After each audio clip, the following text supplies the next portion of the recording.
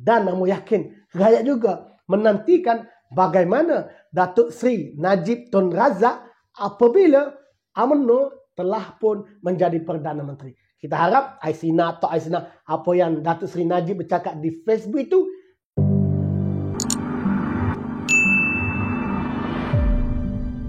Assalamualaikum warahmatullahi wabarakatuh. Terima kasih kerana masih menonton di channel YouTube Ambo Jamin Hassan YouTuber Rakyat.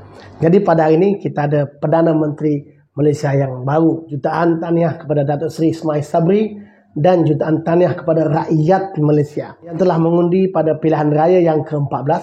Sekali saja anda undi tetapi dapat 3 orang Perdana Menteri Malaysia yang baru. Pelbagai persoalan yang rakyat tanya. Adakah kerajaan esok ini Kerajaan Perikatan Nasional 2.0 atau Kerajaan Barisan Nasional atau Kerajaan Muafakat Nasional?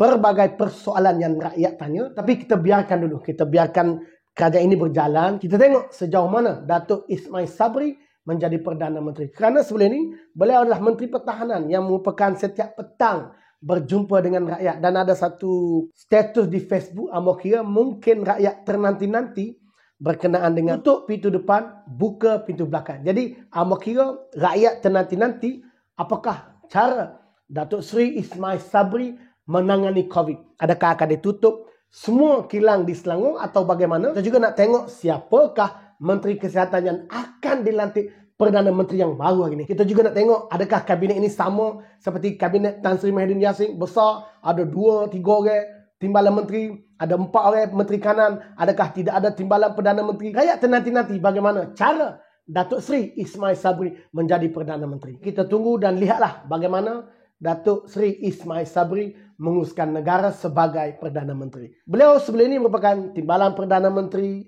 Menteri Pertahanan dan pengerusi Majlis Keselamatan Negara.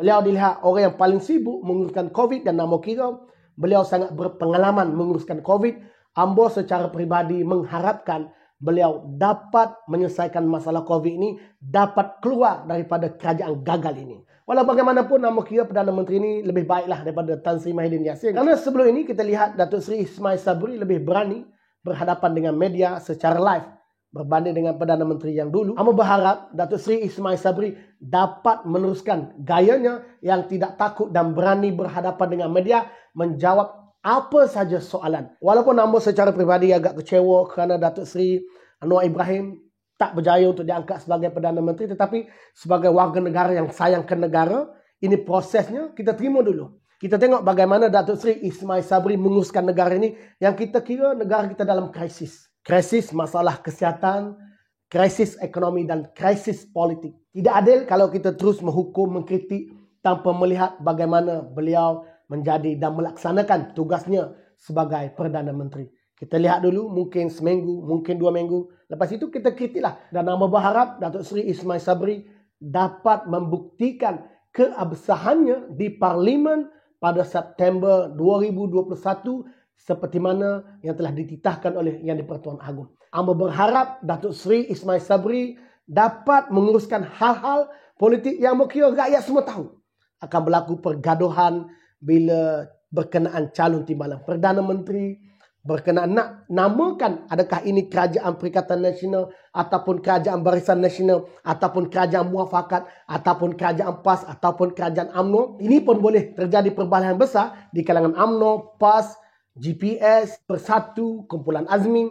Tetapi Amo harap Datuk Seri Ismail Sabri boleh menguruskan hal ini dan Amo kira rakyat menanti-nantikan bagaimana sentuhan seorang manusia bernama Ismail Sabri ketika beliau menjadi Perdana Menteri. Dan Amo yakin rakyat juga menantikan bagaimana Datuk Seri Najib Tun Razak apabila UMNO telah pun menjadi Perdana Menteri. Kita harap Aisina atau Aisina apa yang Datuk Seri Najib bercakap di Facebook itu dapat direalisasikan kepada rakyat. InsyaAllah sekiranya apa yang diperkatakan oleh Datuk Seri Najib Tun Razak itu dapat direalisasikan, rakyat yang akan untung, UMNO akan dapat nama insyaAllah.